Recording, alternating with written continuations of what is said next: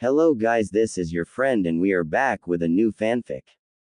Which is what if Naruto was raised as Yautja warrior and got harem with Kushina and female Yautja, part 1.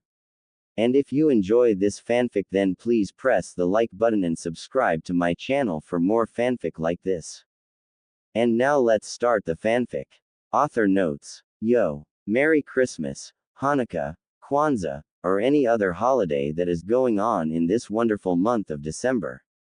This is my early holiday present to you all, so enjoy. I incline you to review, as your words help me make better stories. Future warnings: there will be gore, blood, abuse, torture, swearing, adult situation, character deaths, and character bashings. This is also an crossover work in progress. Then there will be a lot more. You believed Yin and Yang had too many series. I say it didn't have enough. So this one gets far more than the last. And this FIC originally spawned that one, considering it was a multi-crossover with a different, but slightly canon Naruto for it. Except this Naruto isn't going to run all around the elemental countries. The first crossover Alien vs. Predator, Requiem x Naruto, and more series will be added as the story progresses. Have fun, kiddies. Thoughts? Yo. Telepathy, thought speech, yo. Human, basic speech, yo. Demon, alien speech, yo. Prologue. I could hear them chittering, crying out as we slaughtered them. My ears caught the bellows of pain and victory as my blood brothers and blood sisters fought against Theseus monsters. I felt the air, hot, humid, oppressive around my body, droplets of perspiration forming on my armor, only to collect and stream down it as I ran, my large legs pumping and carrying me through the dark, sticky tunnels of organic flesh and carapace, killing everything but my blood siblings as I went. My blades sung and monsters screeched as I cut through exoskeleton bodies harder than steel, felt claws and teeth and tails tear and rip and shred futilely at my armored body as they tried to stop me, trying to protect their birth mother, only for me to cut them down mercilessly. I felt their blood splatter my armor, its corrosive properties eating away at the alien metal, a last defense to slow me, even if only slightly.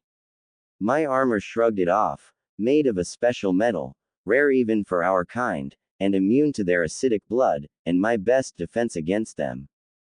Another one of them flew out of the darkness of tunnel, desperately trying to defend their nest from us as it attacked me, only to screech as I flexed my left wrist, the double blades running its length making a steely hiss twice as the doubled in length to nearly 4 feet, before I drove the blade up and into the descending bug, piercing its chest and sliding out through its shoulder blades. Yellow, acidic blood flowed from the wound as it thrashed around on the end of my wrist blade, but I simply watched it as it impaled itself deeper, coming closer to its own death. But Theseus' creatures cared little for their own. It was the queen, her life, and the life of future generations that mattered. It was quite a strength, and I hated them, far more than any other prey I've encountered. I felt no pity as its struggles began to cease, and the body went limp. It wasn't dead, however. I twisted my wrist to the right as I tore my arm out sideways, watching in glee as the blade's curved edges tore a bloody chunk out of its side as its body as it dropped in front of me, its screeching reaching a crescendo before I slammed an armored boot down on its elongated head, crushing its black exoskeleton and turning its brains to mush. I continued my trek, leaving the smoking body behind me as its blood ate away at its own flesh. I fought against more of them as I lumbered my way through the tunnels, paying scant attention to them as I absently cut them down, my mind on other things. I blinked away the slight fog in my mind as I camed to the opening of the tunnel I had chosen, knowing that all tunnels eventually reaching the inner hive, and the nesting chambers of the queen. Walking out of the opening, I growled at the sight of hundreds, perhaps thousands of eggs. Strewn across the walls and floors were the bones and corpses of unknown races, most likely the previous top species of the planet. They were attached to the walls by coverings of mucus and wall membrane, anchoring them to the spot. Their chests had all been blown out, their ribs cracked outwards and dried or fresh blood coating them and around the openings. Their deaths may have been a necessary one, they may have been a part of the great circle of life itself, but I would never wish such a death the host creatures suffered to bring these monsters to life with. I've gotten to the chamber first, but the distant sound of blaster fire and roaring that grew clearer and louder informed me that my clan members were catching up. This was the most dangerous part of our mission, and I would take to chances with our success. Though it was fun, though. I flexed both my wrists, a copy of the double wrist blade shinking from its sheath on my left forearm, while an additional pair of single blades shinked from my elbows and curved under my forearms until they reached the same length as my forearm wrist blades, as well as being a bit thicker and not possessing as many warping curves in the blade's edges. I was now in possession of 3 blades per arm, the only one of my clan, and our history, to do so. I felt my back shoulders twitch slightly, even as my shoulder cannons detached from their positions flush against my back and swiveled upwards until they rested coiled over my shoulders, my targeting system coming online as they hummed with energy. I glared up in the nightmare in front of me, the reason we had come to this desolate world. She was enormous, standing anywhere from 20 to 30 feet high, and if the bitch wasn't anchored to the wall by her egg-birthing sac, she was around 50 to 70 feet long from her arrow-headed tail to the end of her wide-crested head. She was midnight black in color, her exoskeleton the same shade and hue as that of her children. She had enormous, taloned feet that gave her upright walking movement, but lay tucked underneath herself near her egg sac, an enormous, yellow liquid-filled tubular protrusion that housed her species' developing eggs before she laid them and they hatched. She had 2 pairs of arms, 2 of them jutting out from massive shoulders and heavily muscled with multiple clawed digits, while her other arms had only a few fingers, and were much smaller and frail-looking, jutting out from her chest. Her head was sleek and oblong, like that of her children's, but she had an enormous, fan-like crest that jutted out and merged itself along her skull, her curved mouth slightly reminiscent of a smile, bearing fangs that could tear apart nearly any of our strongest armor. I knew that she knew I was standing before her, as she turned her head and stared at me with her eyeless head, the skin over her mouth curling back as she bared her fangs at me and hissed softly in warning and slight curiosity a dozen meters away from me, and I felt her begin calling out to her remaining children to come to her as quickly as possible. Her species had slight psychic abilities, a mind linked to one another, and she used this to control and communicate with her brood from any distance, from several feet to the other side of the planet. This was their greatest strength, to be as one mind and to all move towards their purpose. However, I too have this link, and if I so wished, I can speak to them as if I was one of their own, one of her children. She was currently calling her brood back to her, telling them to cease fighting the intruders and kill the predator in front of her, the one that carried the metal weapons and wore armor that they could not pierce. And her message held, to my astonishment, fear. It seems she must be a long-lived one, if she knew so much about us. She must think I'm different from the others. Difference to them meant I was deadly. I confirmed it for her myself, directing her attention to me as the greatest threat to her own survival as I opened up a link to her, and spoke to her about her fate. Listen, brood mother. I have slaughtered many, many times what you have birthed of your kind, and many of your own children. I have too your link that makes you strong, and that what you fear most is capture by my kind, and then your children taken for our prey. But you have no fear of capture this day, for we are here to hunt only. To kill all your children, all your future children, and you as well, brood mother. She understood me completely as she started thrashing around and screeching, desperately calling for her children to come and protect her, but they didn't come pouring out of the tunnels as they would normally from a nest of this size, as we killed the vast majority of them. Those that answered her call would be slaughtered before they reached her, and even if they escaped my clansmen, I'd turn them into smoking, bleeding corpses myself. I took my time approaching her, my boots crunching on the bones and flesh beneath me as I walked at a steady pace. by blades glinting slightly from the dew that collected on them from the humid air, and my armor clinking as it thumped against my thighs. Even as a small, vicious grin worked its way under my mask as my targeting laser beamed across the scattered eggs, followed by a sapphire plasma ball from my cannons, switching targets and thrumming as they fired again and again, an inferno growing as I randomly the destroyed eggs around me, setting them aflame as the hot plasma burned its way through eggs' tough outer shell and boiling the face huggers inside them alive within their own liquids. Her outraged screams as I killed off her future brood brought a vicious warmth to my heart. I stopped several meters away from her and far out of reach of her tail, and simply stood my ground in front of the enraged queen, studying her for a few moments before turning my head towards the crunch of heavy boots. I knew that even behind my hunter's mask my blood sisters knew of the vindictive smile, and that they were happy for me, especially my mother. I nodded once as they nodded back, before I resheathed my wrist and arm blades, and powered down my shoulder cannons as they jerked slightly on their mounts before swiveling back down to lay flat against my lower back.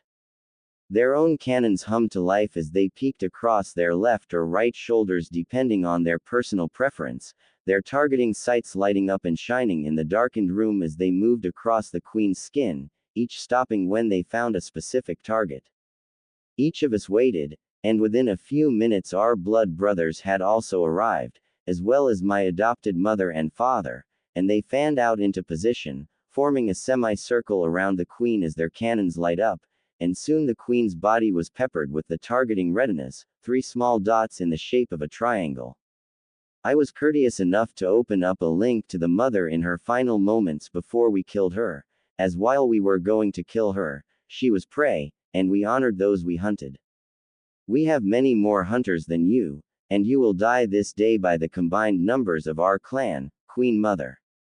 She screeched at me once before the clan opened fire on her, the blue and white plasma spheres reducing her body to acid, flames and ashes, and her rage-filled screeches turned to screams of pain. Me and my blood sisters are particularly sadistic, and even as they were killing her, they always found their targets on non-critical points of the body, simply wounding her, and drawing out her suffering. Me and my mothers had the most reason to absolutely despise the queen and her species, and my blood sisters took up that hatred alongside us. Within minutes the queen's body was nothing more than a flaming carcass, oozing acidic blood and quickly burning up into ash, smoke, and soot as me and my clansmen quietly left the death-filled hive, our objective, the complete and utter obliteration of the xenomorphs colony that had infested this planet and wiped out all other living species, save for use as food or breeding stock for their parasitic life cycle. We trudged our way through the humid tunnels before coming to the clan's ship, and we all boarded, both the walking living and the carried dead, and those that had fallen in battle as warriors would be remembered, while the others who simply died, would be forgotten.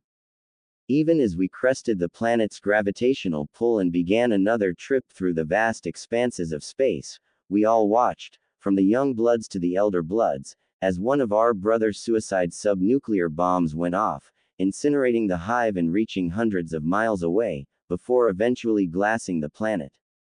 It was specially made for such, as we wished only for the parasitic bastards to have few worlds which they could call home, and those that breached their quarantine worlds, by accident or hitching a ride, were either obliterated or we took the queens and then glassed the planets back into a primordial stage with nothing but bacteria left alive. I smirked as I watched the hive disintegrate, before turning and regarding my clansmen. The majority of them had already left, going to do whatever they would, and I was left with my mother and blood sisters, my adopted mother and father already having vanished. 3 of them were around 7 feet tall and had hair in black, tentacle-like dreadlocks, their skin having a greenish-yellow cast with the occasional stripe or spot pattern, depending on the clan member. The skin not covered by armor was scarred or unblemished, depending on the sisters. And they were my sisters, as their armor's chest area was widened at the upper part for ease of comfort, and they were also a bit thinner than our brothers, lacking the extremely developed muscles they had, though that didn't mean they were any less lacking in strength or ferocity. They just weren't as pre-geneticated to have the strength like Out brothers did. They may have towered over my other sisters as well, but I was even bigger than them, topping out around 8 feet, which was a record for our clan. He. Even amongst family I was unique. But such a body was the result of what you may believe to be a childhood accident, as well as my own genetics.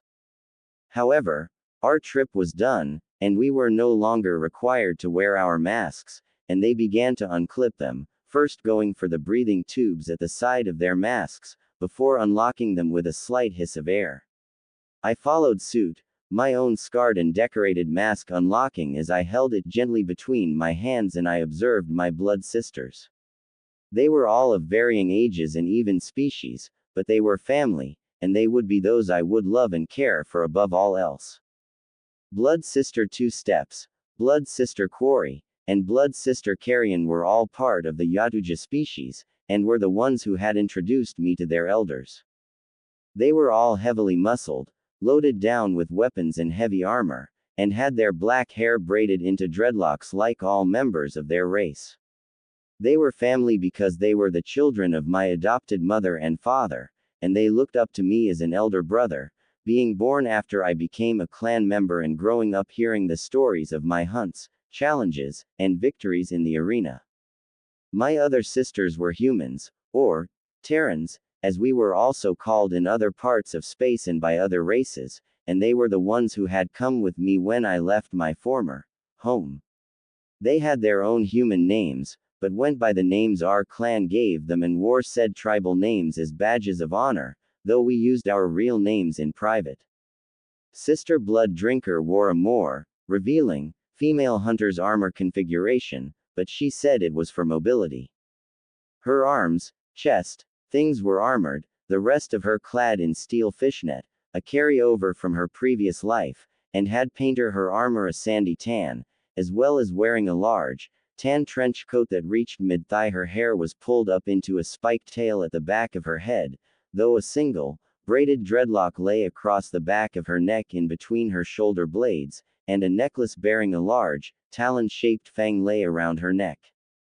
Sister Mind Crusher was Sister Blood Drinker's best friend at our former home, and wore just as revealing, though it was a bit more conservative female hunter armor, and she had small, ringed shoulder and elbow pads painted a dark crimson with white streaks running through it. She and her friend were some of my favorite sisters, and they had often played and looked after me when I was an unbloodied youngling. This was incredible as I was an outcast from the place I was born. Her black hair lay messily down her back, broken up by the pair of long dreadlocks braided into it. Sister Sword Dancer had purple armor that was heavier and far more covering than the other two sisters, and she carried a long, sheathed katana across her back, a memorial from our past home, and one of the weapons she carried as sentimental value, as using it in combat would shatter it with the prey we hunted on a regular basis. Her hair was nearly as dark as Sister Mind's, though it bloomed with a natural purple tint, and a single dreadlock lay near her brow, reaching down and over her left shoulder to her chest, while a black, swirling tattoo stood prominently against her left shoulder, a mark that showed her previous rank at our old home. Sister Miracle Hand was a bit smaller and not as well endowed as the others, but she was just as much a fighter as the others, though her talents were more towards healing than killing. Her armor was more conservative, and under it she wore dark, baggy clothing that covered a great deal of skin, though she could also hide many weapons. Her armor proved more defensive ability than the other three, covering much of herself in armor, but still allowing her for flexibility and agility. It was colored a dark green with black highlights, and she too had a dreadlock at the side of her face like sword, though it lay across her right shoulder instead, her black hair mingling with the color of her armor. Sister Back Breaker was by far the physically strongest, and most well endowed of our sisters, easily outmatching even the clan elders in single, or multiple unarmed combat, and was the oldest amongst our group, though she looked only a bit older than the others. She worked dark green armor that was a bit lighter shade than my other sister's armor with slight purple highlights, as well as splash of violet across her mask. Her blonde hair lay a bit past shoulder length, and her two previous ponytails had been transferred into a single, large ponytail at the back of her head, and then braided into a long dreadlock as per Yautja custom. My last two sisters were some of the most influential, both physically and mentally in my development, and played the biggest part in my life besides that of my mother. Big sister Firestorm had left her family and clan on Earth to come with us, her previous mate being the main reason for her leaving. She had also already had a pair of young ones already, but they acted like her former mate did and they wished nothing to do with her. This hurt her quite a bit, and me and my sisters continued to do what we can to help ease and erase the pain she suffered by them. She wore dark blue and black armor, and a small pinwheel symbol was etched into the shoulder pads and over her heart. Big Sister Silent Echo is one of the reasons I'm still alive today, and also why I joined the Yautja as one of their own. She wore dark crimson armor with black highlights, and her crimson hair lay long against her back and reached her thighs, and had been braided into dozens of long, thin dreadlocks with gold rings instead of the typical black rings that were standard. Her fingers were clawed, and they drummed idly against her chest as she smirked at me, her ivory-colored fangs peeking out slightly from her crimson-painted lips. Her cheek marks flared slightly against her caramel-colored skin, stretching and thinning with her expressions, even as her pointed, fuzzy elfin ears twitched occasionally, the fur the same color as her hair, while 9 long, fuzzy tails of the same shade unraveled from behind her as she stretched, her bright, crimson eyes alight with desire as she sidled up against me and nuzzled my neck with her cheek, her arms around my waist as she began to purr, my own fingers gently running through her locks and occasionally brushing her tails or ears, her skin and fur warming with my ministrations. She and all my sisters were very beautiful. She cuddled against me as I watched the last of my family remove her mask, and while she and the sister pressed up against me had the same eye and hair color, their personalities were quite different. After all, a mother's gaze is very different when compared to that of a mate's. Her eyes shone with pride and love, and her smile was kind and warm, compared to the vicious smirk usually gracing my clinging sister's face. Her hunter's mark was worn with pride, the scar faded but deep against her brow above her eyes, a pair of fang-like marks, the first pointing upwards and over the right brow, while another lay underneath it and arced downwards towards her eyes. My mother's and other sisters' marks had healed over, while both mine and the foxy attachment to me had healed, but were colored the blood red of our blood from after we'd used the xenomorph's acidic blood to burn away the skin and mark ourselves to become adults. She wore white armor, a startling contrast to that of the normal gray armor, and was even a direct opposite of my black armor. She was Kushina, my blood mother, both in Yautja and human terms, the women who had brought me into this world. I was grateful for the love and support she has given me for all these years. She was more than just my mother. She was also my confidant, my friend, and one of my mates. I would do anything for her, providing warmth and comfort for her, or butcher anyone who dared to harm or insult her. While most societies would frown upon such ideas of close family love going beyond platonic feelings, but for the Yautja race, females looked for strength, honor, and successful, deadly hunters for their partners. There were no such barriers as blood relationships. If a female's brother was a stronger warrior, and she herself was successful in hunts and could birth a strong brood, they would pair with one another. This was also a known custom at my old home, as many of the humans' clans had paired their clan members together to make their blood stronger, and to protect and advance the bloodlines, so it bothered us little. And having more than one mate was also acceptable. The oldest and strongest warriors had at least 3 mates, and so long as they could protect and provide for them, they could have as many as they wanted, which they did in order to secure their bloodlines into the future, provided they would keep their ranks. Females were also known to switch mates when one would die or was beaten at a challenge by a stronger male, but there were a few that stayed with their first mates. Even as I detached my own mask, I felt My family twitch as their base desirers awoke, their bodies fidgeting as they waited for me.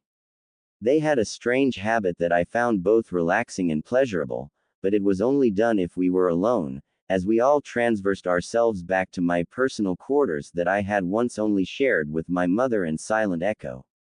I sat myself down as my sister continued to nuzzle and purr against me, placing my scarred and decorated mask against my lap. And I sighed as they immediately went to work, their soft fingers running along my neck and cheeks, stroking, scratching, and tracing the 3 dark and thin slash marks that decorated each of my cheeks, and I groaned slightly as my body began to relax and the tension left my muscles, my eyes drooping slightly as a low, but audible and contented purr making its way from my throat, a mix of both the clicking growls of the Yautja language and my natural kitsune genes. I felt my mother gently place herself in my lap, her fingers gently working against the clasps of my heavy armor as the others too began to work at them, and she intently watched each of the clasps slowly click and then slack as they opened up my armor further to them. Her fingers tapped a steady rhythm against the metal as she worked, before working their way upwards as she began undoing her own clasps before my fingers took over for her, helping her as she had me. My sisters were shedding their armor as well, and even as they squirmed their way into my embrace, I thought back. Back to when I was still a child. Back to when I was hated, despised by those that I was sacrificed to protect, and I had only my mother and a few others to support and protect me. Back before the hunters and monsters had come. Such a long time it's been, since the day the hunters came. Such a very long time, since the day I became a Yautja warrior. Final notes. Been a while. This work came out as a combination of several requests, and for those that gave the ideas for it and wanted it written, a big thanks to you guys, you know who you are. As for the whole thing with Naruto and his mother, they're close in this story. Very close. And a reviewer gave me a challenge of writing a Naruto x Kushina pairing. So I incorporated it into this story for the man. Killed 2 birds with 1 stone. And you don't see much of that anyway. And those of you who may bitch about it, please look at the insane amount of Itachi, Sasuke, or Neji, Hinata stuff, and while I don't like the pairings, I wonder just how many fanfiction writers drool at the thoughts of such things. Mine is similar, but different. So bite me, hee hee hee. Also, it's a harem. Just putting that out. But fear not. There will be a fic in the future I will create that has Naruto with only 2 women. I just have to write more for it first. Shocking, isn't it? But that's a story for another day. Did you all have fun trying to guess who some of his sisters are? Their nicknames are reminiscent of their behavior, skills, or personalities. I incline you to review, as your words help me make corrections and be able to keep shelling out decent stories, but you don't have to. Future warnings: there will be gore, blood, abuse, torture, swearing, adult situation, character deaths, and character bashings. Thoughts. Yo. Telepathy, thought speech, yo. Human, basic speech, yo. Demon, alien speech, yo. Afterthoughts. ... The amount of positive reviews and feedback I received from just the first chapter has scared me a lot. I was expecting crucifixion for what I did. And I was disappointed. Thanks a bunch, kiddies, and I will continue with the revelation of how the hunter came to be. Or something like that. October 10th, year 6798 of Imperial State, year 42890 of Basic Interstellar Date. Screams of terror and cries of pain reverberated through the streets, before being drowned out by a soul-crushing roar of a demon, its 9 tails swaying to and fro as it tore its way through concrete walls, claws and fangs tearing and shredding the concrete and wood and the occasional body as it was swarmed by shinobi. Buildings collapsed as its paws crushed them, shattered the concrete, wood, and steel of their architecture, the buildings collapsing around the limbs, the rubble thrown outwards as the kitsune removed them and continued its trek. Its tails flattened entire blocks as they whipped about behind it, its fangs glinting as it snarled under its breath, the sound rumbling through the streets and into the hearts of the shinobi it slaughtered. Most peculiar about it were the pair of blood-red eyes with slit pupils that lit up in glee as it killed and decimated, though the flickered gold occasionally. Jutsu flying and weapons sailing as the shinobi tried desperately to stop it, only to scream as its tail slammed them into a bloody pulp, tearing them apart as it crushed them underfoot, caught them with its fangs as it ripped their bodies to pieces before swallowing them, and all manner of natural disasters forming around it. Tornadoes formed from the movements of her tails, before a flick sent them roaring across the village, gouged paths of destruction as she let them loose to do as they pleased. A tail slammed into the earth, splitting it up the middle, the earth rumbling beneath her as the split widened and then took off, tearing its way deeply across the village and through a wall, collapsing it hundreds of meters away, and then curving and moving up over the cage's monument, missing the faces but tearing great chunks of granite and basalt away from the cliff face, only to drop down and crush those underfoot. Her tails curved and twisted as they rubbed against one another, before sparks of static began to build until its fur crackled with energy, before arcing upwards from her massive body and streaking towards the black clouds forming their way across the sky, until the sun's setting rays were even swallowed up. And then it rained lightning. She roared as it danced around her, her voice sending sound waves that deafened them and knocked over some.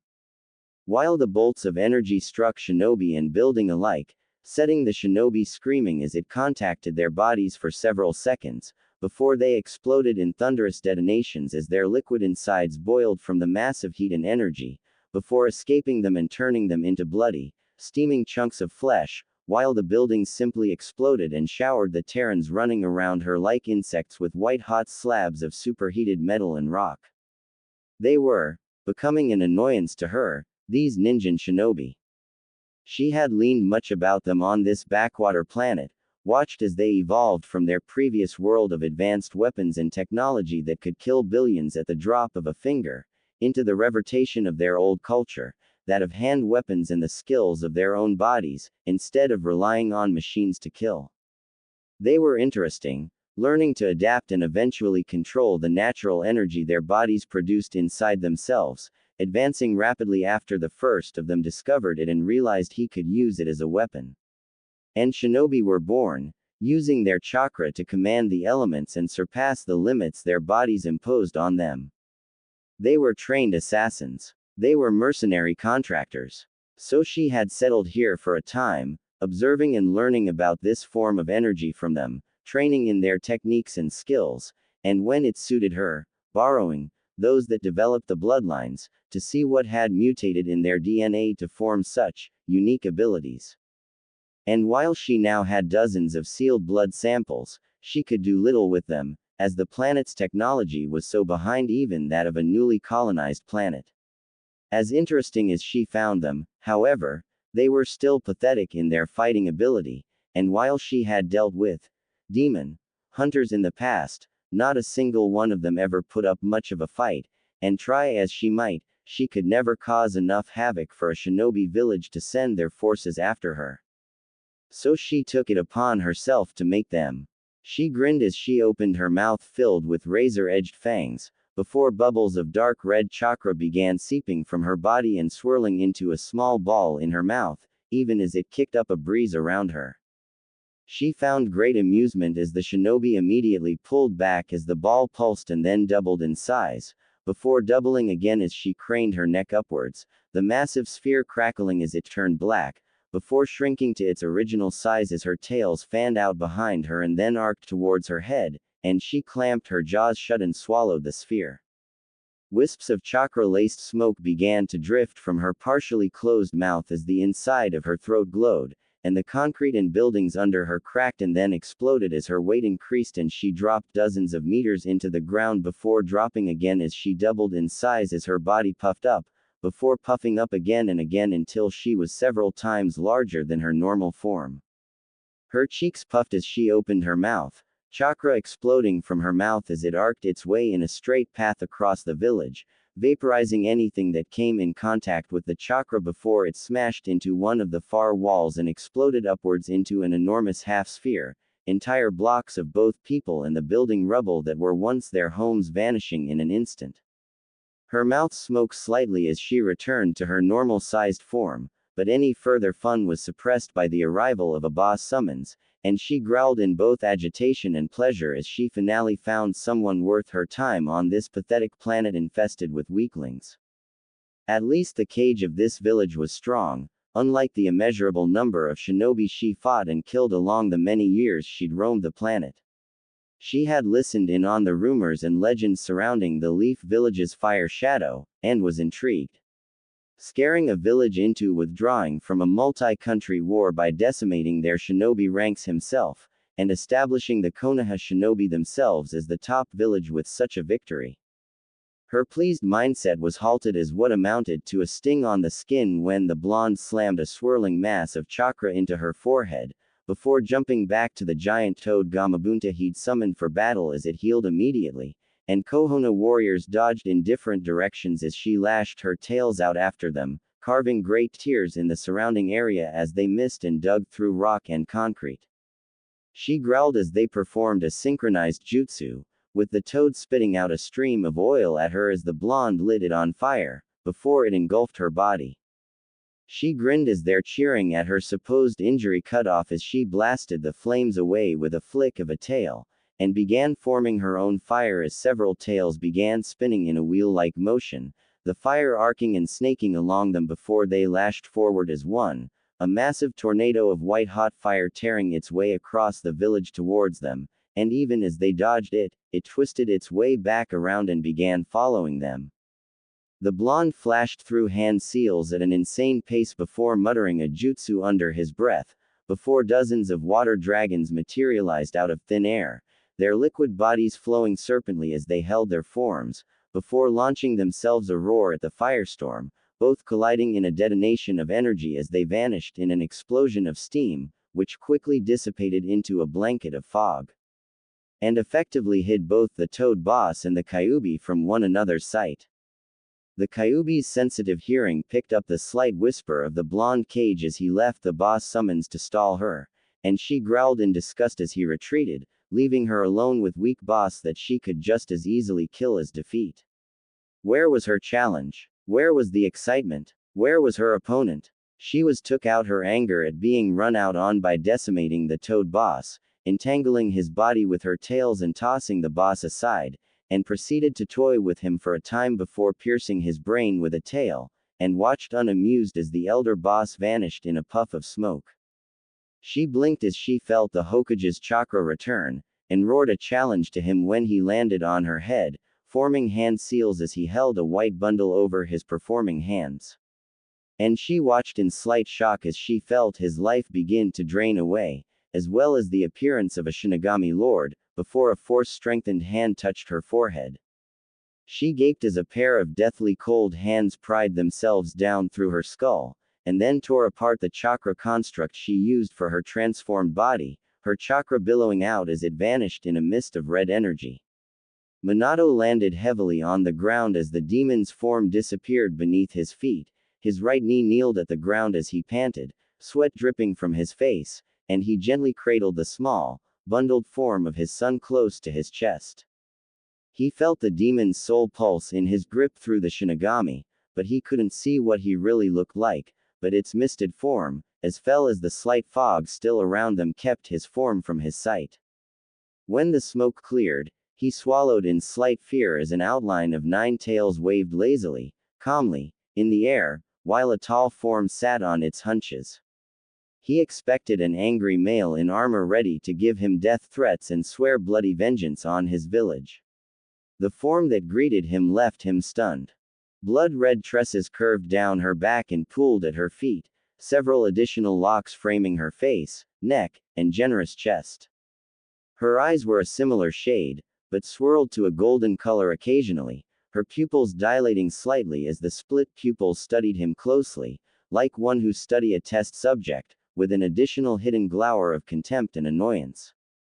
Her eyes were thickened slightly with black, making the points of her eyes stand, while 3 thin black slash marks decorated each cheek, highlighted slightly with the sultry smirk she threw his way, a hint of her fangs peeking out.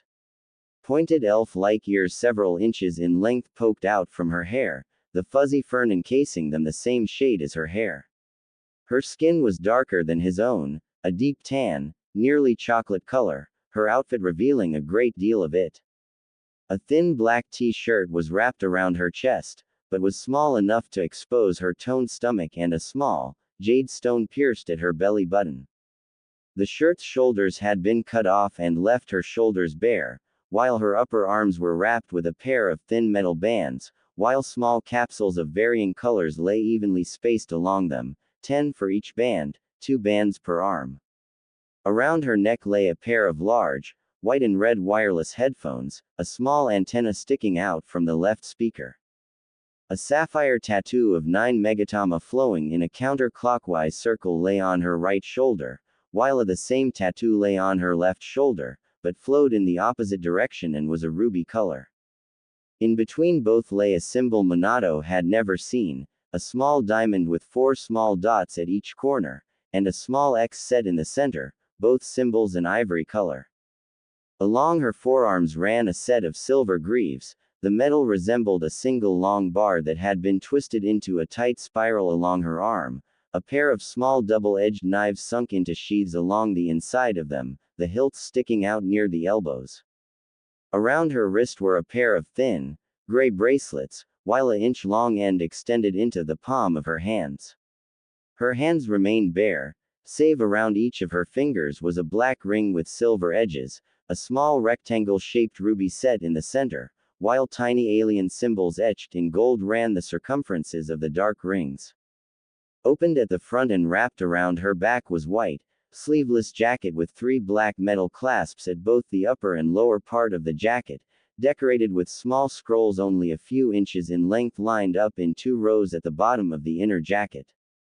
Around her waist lay a single black combat belt, equipment pouches lining the entire length, and a small silver rectangle a few inches in both length and width containing a black screen, one side entirely taken up with 4 rows of small, square buttons, each one containing a different green, arcane symbol attached to her left hip at the back. Clipped at both her right and left hip were a pair of long, black cylinders, each having a switch at the side and engraved with both gold and silver arcane symbols. Strapped at each of her upper thighs was a pair of black Beretta 92 FS pistols. At the back of her waist were strapped a pair of Walther P99 stainless handguns. Running down slightly past her knees were a pair of white, gray, and winter blue camouflage pants, rolled up to her upper calf, while a pair of black combat boots with slight armoring on the sides and back encased her feet, a pair of thin knives strapped to both sides of each boot. Smirking slightly at the human's stupefied face, she chuckled lightly to herself as her eyes swept over his form before drifting down towards the bundle in his arms, feeling the new, but incredibly strong connection to the Force, as well as the truly massive amount of inner energies flowing through his body. She debated internally about her new development, before speaking with a smirk on her face. "Do you really believe you've beaten me?" she murmured in a sultry tone as she ascended to her feet, before slowly making her way towards him, her boots crunching on the bare earth she scorched only minutes before. She felt an occasional tug at her soul as the Shinigami's ghostly arms stretched from a black, spiral seal from Minato's stomach into her own, but she paid it little mind, as she had a backup plan for this if anyone was crazy enough to do such a thing. She smirked at the look of terror and anger on his face, before thrusting a clawed digit through the shocked man's throat, before drawing it up through his mouth and then his skull, and watched with a small amount of humor as he first stared in horror, and then shock as the hand, ghosted, through him, wavering as it moved, and yet he still felt a soft, phantom touch from it. It was her laughter that jerked him from his shocked state of mind and brought it back to reality, even as she kneeled to her thighs in front of him. "Stupid Terran. TCH, you really are an idiot. What you seen before you is simply the astral projection of my soul, which I have taken my true form for. My energy is what allowed me to transform into the monstrous form before, and with you splitting my connection to my body, I can no longer touch you, let alone fight against you. Pity though, I would have loved to have killed you. She grinned at the comment, but winced as the arms piercing her stomach pulsed, before continuing. I must applaud you for attempting such an insane idea, but such a thing won't defeat me, or save your village. What? What are you talking about, Kyubi no Kitsune? I have ripped your soul from your body and will soon seal you away until your death. The blonde exclaimed angrily in shock, but the vixen simply smiled mysteriously. Simple, idiot. Sealing isn't defeating. The child you have with you may soon be my prison, but no prison is inescapable. Minato paled as she continued, and simply grew whiter and whiter with more of her words, before he smirked himself. The seal in based on the container's mental state. So long as he wishes you sealed, you'll have no power, and you will stay imprisoned. Perhaps. And what if he doesn't? Nay. What if I, and there was that damned seductive quality of her voce back with a vengeance, convince him to let me go? The fourth Hokage of Konohagakure felt himself go white, before he began to shiver in horror as his fear of the demon in front of him increased tenfold, before she continued with that same damned smirk and tone as before. I can sense from you that you believe you're my, how interesting who you've chosen as my vessel, your son. Ha ha ha ha. Choosing your village over that of your own flesh and blood. Ha. And people call me a monster. You think your son will be thought of as a hero and be treated with respect. I think not. I have seen such situations, such sealings, happen in the past, and the situation is nearly the same. You humans hate and despise what you cannot understand. Your son will be my vessel, a reminder of the description and death I caused them. They will ignore him, isolate him. They'll torment him both physically and mentally in order to do the same to me. However, from what you've done with the seal, you're going to bury me so far into his body that I'll have no access to him unless he comes to me himself. And because of such, I'll feel nothing, even if I could. But only the truly insane would try and kill him. And that will be what saves his life, because I am unsure if the extended healing abilities that I'll be able to transfer to him. This seal may be complicated, but give me a decade or so and I'll crack it. But I don't need to. Eventually, the pain will overwhelm his fragile little mind, and the boy will be sent to me.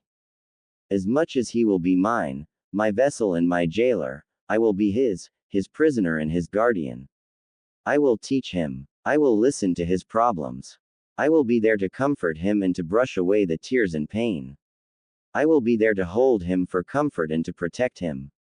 I will be his protector, his friend, his teacher, his sister, his mother. I shall be there for his every need and want, and when I ask for my release, he will gladly give it to me. And he'll do it with a smile. She smiled, a light, mischievous look on her face, before it twisted into a grimace of pain as the ghostly arms gave a tug at her stomach, though the smile returned slightly as the blonde across from her winced as well, as his chakra dropped to dangerous levels. Seems he had little time left. So she continued along, though her speech was faltered occasionally as her body spasmed. I'll be free, and there will be no one to stop me, as I level this village with him by my side. She growled. He, even as her body started to slowly dissolve into red dust, starting at her feet then floating towards the bundled child at the Yondaime's feet, before being absorbed into the child's body. TCH, what's with the shocked face, Ninjin? Did you think that I was going to kill him? I've been looking for an apprentice for a long time now, but I've yet to meet someone, she gasped in pain as the dissolving reached her waist, who will meet my requirements. I have the perfect student right here. I'll raise him in my beliefs, and he will be everything I have ever wanted. I hope you will watch his growth from the afterlife, Terran, and feel free to hear the screams of your precious village inhabitants as me and my apprentice send them on their way once I'm free. Even as the rest of her began to turn to dust and flow towards the glowing child, a seductive, musical, and above all vicious laugh erupted from her, continuing on up until she the completely dissolved, the sound echoing around him and burning itself not Minato's soul. It was a laugh of triumph and eventually return. He knew now that he hadn't won, but simply prevented the unenviable. And he could do no more than watch as his son's cloth bundle burned and became ash from the influx of demonic energy, the boy's pale form darkening until he was a gold tan, and the previously glowing blood-painted seal he had endowed onto his son minutes before darkening into a charcoal black, hissing and smoking as it finished its job, before the young father could only watch in shock as more changes affected his newborn child, far more than he had ever expected from the ceiling. His son's cheeks split open in 3 slits, before healing over and forming thin, black, whisker-like scars. The tips of his small fingers split open, before small claws erupted from them and fused with his fingernails. His ears cracked and lengthened into point, elf-like ears, each only 3 inches long, before they sprouted in short blonde fuzz, the same color as the small tuft of blonde hair framing his forehead. A bloody tearing sound, along with several cracks reverberated from behind the child's back, before a small, fuzzy tail 2 feet in length curled its way around the child's body, bits of blood spattering the gold fur. The child's eyes beginning to bleed as he whimpered slightly, the blood running like fresh tears as the outlines thickening and adjusting slightly, giving him a more kitsune-ish look. Minato simply cried helplessly as his strength faded as he stared as his son's eyes opened for the first time, half-opened bloody crimson meeting his own icy blue, black slits dilating in sleepiness, before they lightened and a deep cerulean bleed through to replace the crimson, the slits reaming before the eyes closed and the child began to cry. His son's voice was the last thing the Yondaime heard as he toppled backwards, a horrified look on his face as what the monster had done to his son, and what, in time, he would do to the village he sacrificed the both of them for. Within minutes of the fog clearing from their battle, several Anbu squads discovered the body of their cage and knelt in reverence. One of them with long purple hair and a white and blue cat mask knelt and took up the child into her arms, as the lithe figure and curves could only belong to a woman, stripped of her cloak, and wrapped the crying child in it, before slowly rocking him back and forth, cooing. She tried to soothe the child, succeeding within minuets as he'd fallen back to sleep. She smiled gently behind her mask as the baby cuddled closer to her armor, an unconscious reaction to the warmth and protection she offered. The rest of them created a litter before balancing their deceased leader on it, and then sped off to report their victory, and the cost it took to achieve it. Kanahagakure Hospital. To say Kushina Namikaze was pissed would be an understatement. She'd just undergone nearly 12 hours of labor, while dealing with idiotic doctors and her bastard husband who done this to her, and taken a vindictive pleasure in crushing his hand while she have birth. The bastard had only made it back minutes before their son had been born. And then, after only seeing her son once, being able to hold him for only a few minutes and giving him his first meal, her stupid, idiotic, fucking numbskull husband had taken their son with him to go and fight the fucking Kyuubi for a second time. So she was stuck all alone to rest after the labor when the prick had put her to sleep with a genjutsu. A goddamn motherfucking genjutsu. Where in hell was his fucking pride as a parent? Their child was a hell of a lot more important than some rampaging demon. And just what the hell did he need their son for? He wasn't needed to be on the battlefield. And no matter how much she threatened or screamed at Sarutobi or Jiraiya, neither of the pricks would tell her anything except stay tight-lipped and look sorrowful. What in the 7 hells was going on? Hell, she scared the staff into conniptions when she nearly gotten out of bed and pulled the white-haired pervert to her and began to strangle him so she could get her answer until he was blue in the face, until Tsunade and several other female medical shinobi had pried her off him and gently urged her back to bed, telling her that she was still weak and that overtaxing herself and burning precious energy in her condition could kill her. She'd immediately gotten back to bed and then rested, but continued to glare at the 2 old bastards as she waited for them, but she wasn't about to accidentally kill herself when her son and husband would be back soon. So she had sat and simply simmered in her anger, before grinning as she turned towards her mentor and second mother, of sorts. Sweetly asking if she, the older blonde, could get her answers for her. Tsunade grinned as she cracked her knuckles and dragged the white-haired pervert outside, and Kushina smiled happily as his screams ringed into her ears, and she cuddled slightly under her blankets in glee, before the smile dimmed slightly as he missed the small white hair of her son that should be right next to her. Fucking Minato. You better have damn good reason for taking our son, or I'll skin you alive after I get out of here, she threatened under her breath, before folding her arms and waited.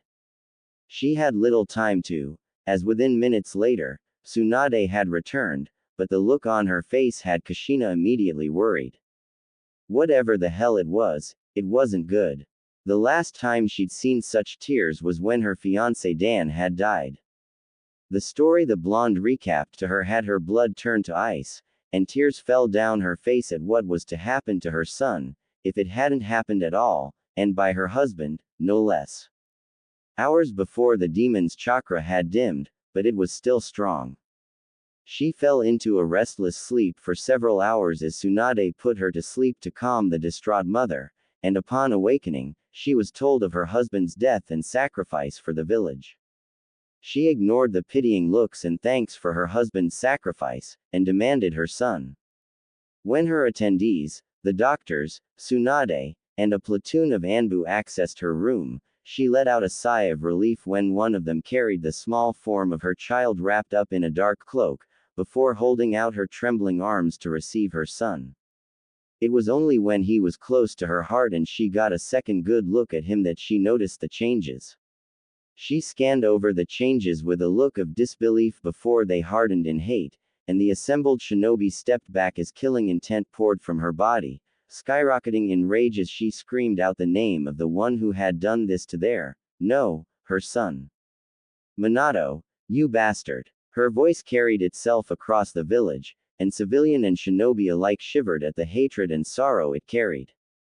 Even as the killing intent and rage died away, Tsunade felt herself relax at the look of love, adoration, and relief that graced the red-haired woman's face at having her child safely and securely cradled in her arms. She felt her son shift and begin to cry, and even as she nursed him, she carefully looked over the changes that had occurred to her son.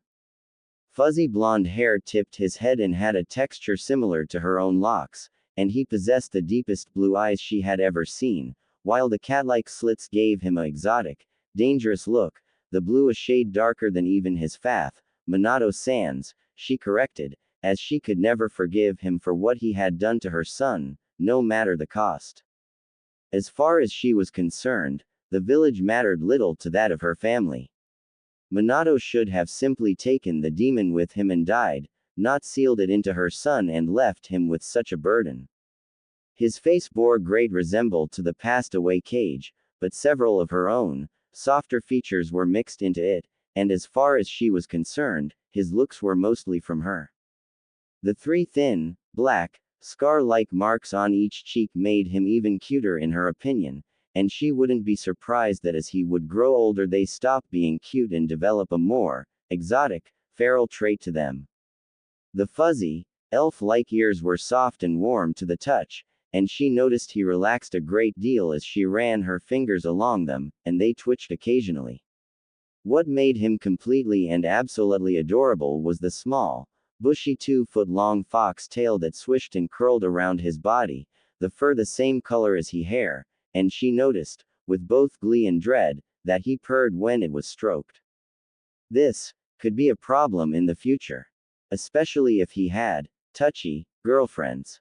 The small claws that tipped his pudgy fingers were amazingly sharp, she noticed, innocently shredding anything he got his hands on, her hospital gown an example as he easily ripped apart the cloth in a grip far stronger than a normal child, and she also noticed, with a wince, he had fangs. Very sharp, pointy fangs that were currently puncturing into her as he fed. She thought about what he may look like in the future, if he looked anything like Minato-san, and after wiping the blush-inducing image, but filing it away for future reference, immediately began planning to keep him away from the major clans, but most especially the Inuzuka, Hyuga, and Uchiha clans. The clans loved power, strength, and anything that made them different, such as exotic traits or unique abilities, and while they may try to keep their bloodlines pure, they would also do just about anything to give themselves an edge. The Hyuga and Inuzuka both absolutely adored exotic traits. The Hyuga would come for her child's ability to harbor the demon's chakra, and while the Inuzuka would do the same, but they would be just as interested in his animal-like traits, as well as the massive chakra reserves she could feel him already producing. The Uchiha would want him for the reserves as well, as getting such abilities into a clan that constantly drained chakra with a dujutsu and used it on precious fire techniques could use an added edge.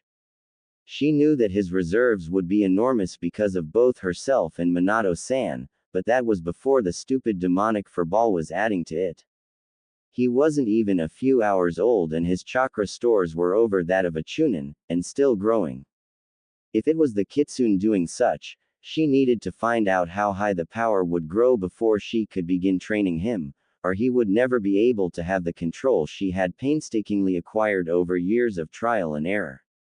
Hell, her reserves were even bigger than Minato-san's, but she had only up to simple medic nin control over it, unlike the dead blonde who could control his like he was born to. Another unfair thing that her child may have inherited from the bastard. However, she could ponder such things later, as worrying about it now would give her nothing but a headache. And her son was far more important for her time to be used on. Several days later, the village remained quiet with mourning as its inhabitants prayed for the departed soul of their beloved Kage. Genin to Anbu, children to elderly. All showed for this day to give their thanks. All showed to remember the sacrifice their leader had given to exterminate the demon that had destroyed much of their village and killed thousands. However, each and every one of them remembered a kind word or two for the recently widowed Kushina Namikaze, now Uzumaki. For some reason she had changed her name back to her original, and while she held both clan seats in the council now, she made sure everyone called her with her maiden name.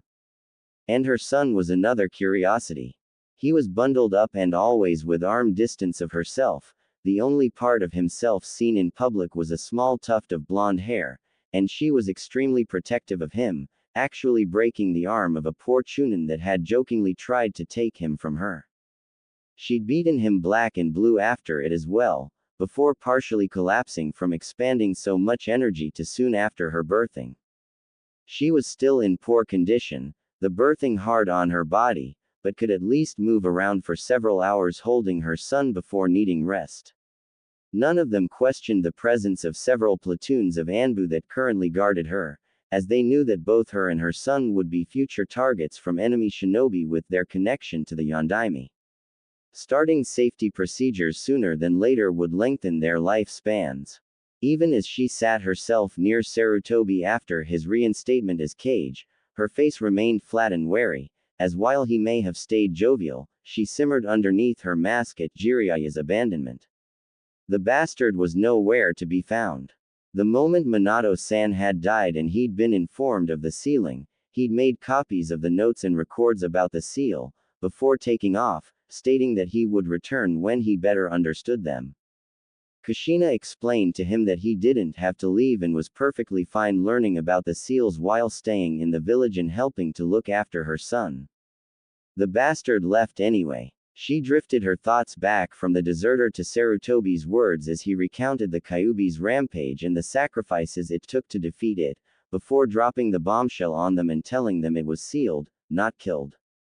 He motioned towards her, and while she held her child gently against her as she carefully stood up, several of the Anbu behind her tensed as their gazes turned towards her son, before slowly creeping their ways up towards their swords.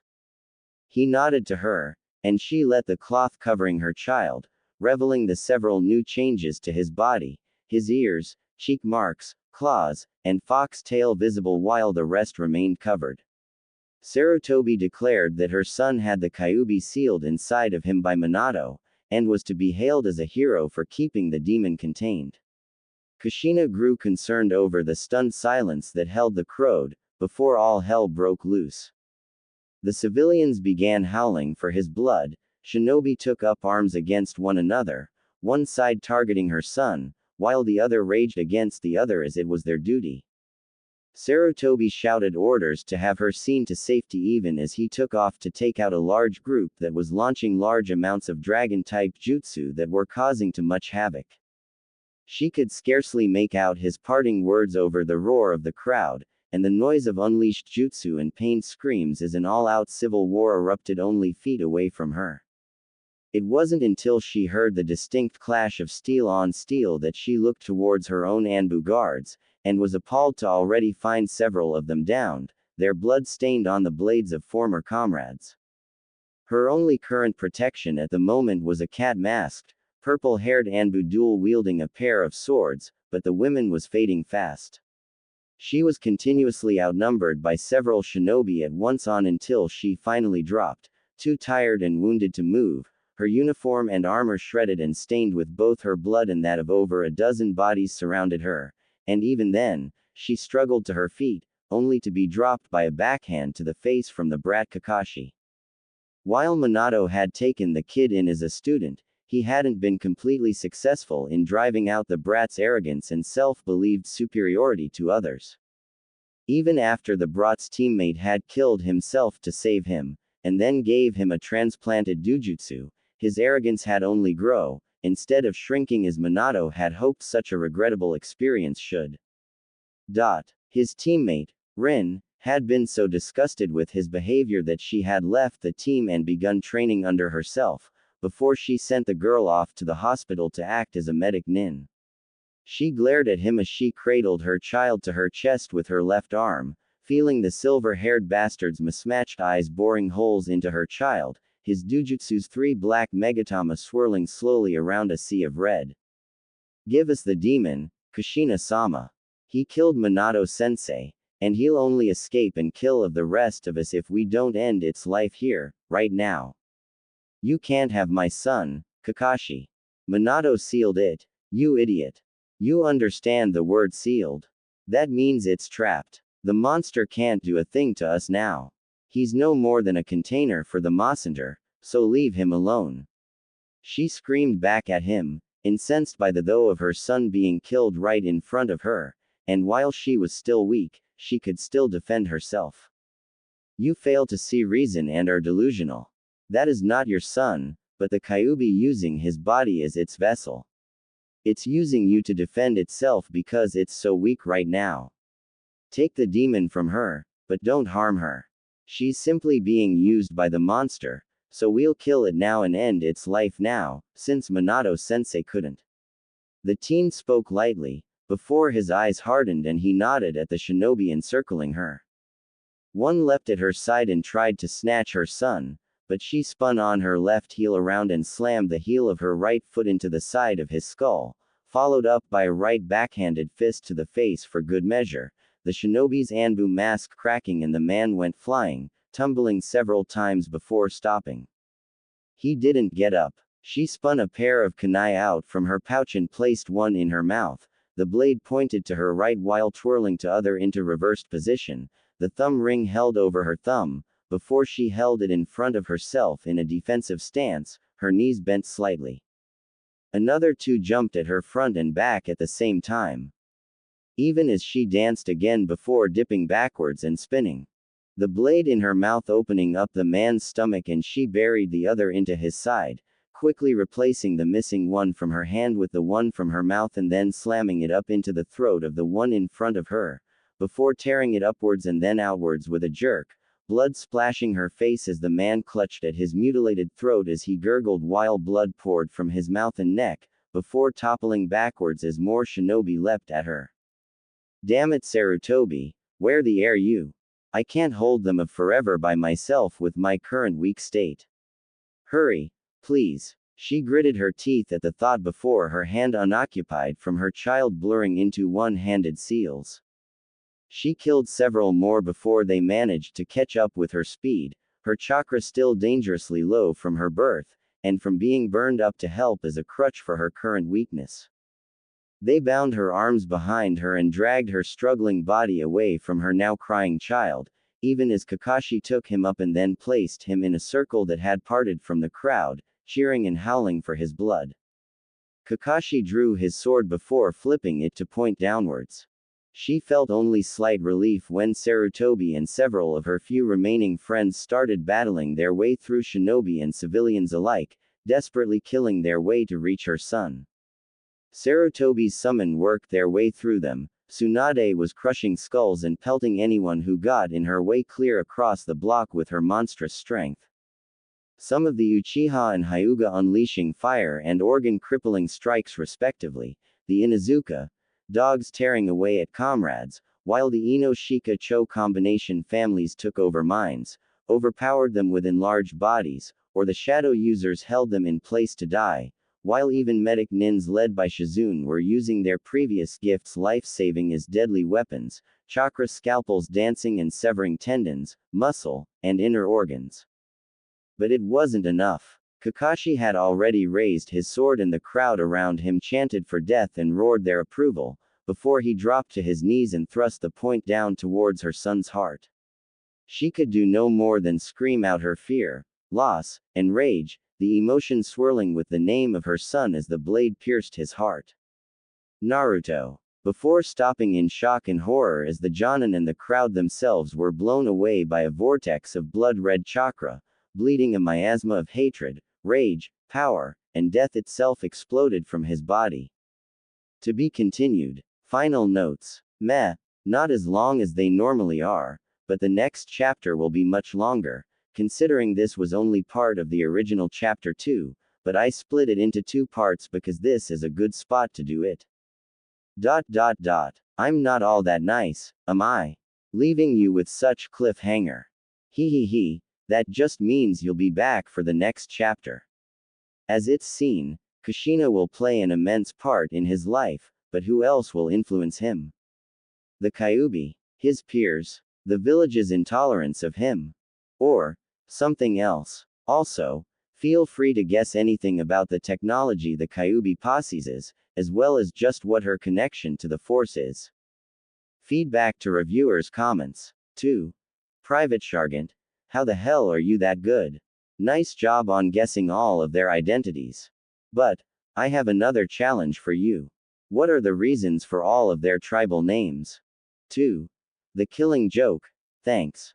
I did quite a bit of research beforehand to get the feel of them, plus I also have a bunch of AVP, Alien, and Predator comics paperbacks that provide a great deal of info about them.